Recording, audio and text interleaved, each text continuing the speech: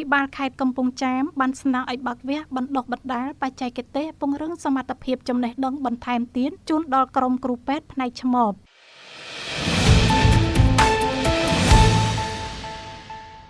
អភិបាលនៃគណៈអភិបាលខេត្តកំពង់ចាមឯកឧត្តមអ៊ុនចន្ទដាបានស្នើដល់ថ្នាក់ដឹកនាំមន្ត្រីសុខាភិបាលឲ្យបើកវគ្គបណ្ដុះបណ្ដាលបច្ចេកទេសពង្រឹងសមត្ថភាពចំណេះដឹងបន្ថែមទៀតជូនដល់ក្រុមគ្រូពេទ្យផ្នែកឆ្មបនៅតាមមណ្ឌលសុខភាពការថ្លែងបែបនេះក្នុងកិច្ចប្រជុំគណៈកម្មការវាយតម្លៃអង្គភាពសេវាសាធារណៈគំរូក្នុងវិស័យអប់រំនិងវិស័យសុខាភិបាលសម្រាប់ឆ្នាំ2025នាព្រឹកថ្ងៃទី13ខែតុលាឆ្នាំ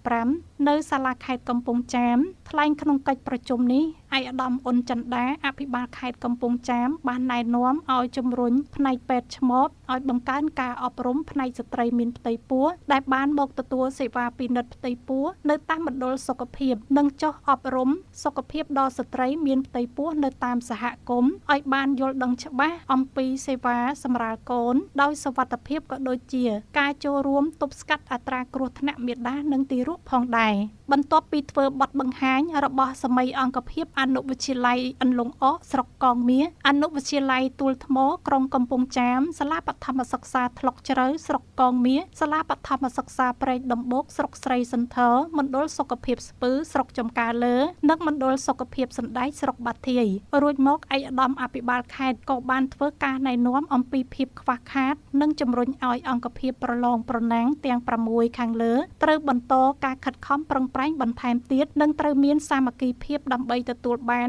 ជ័យលាភីក្នុងការបម្រើសេវាសាធារណៈជូនដល់ប្រជាពលរដ្ឋ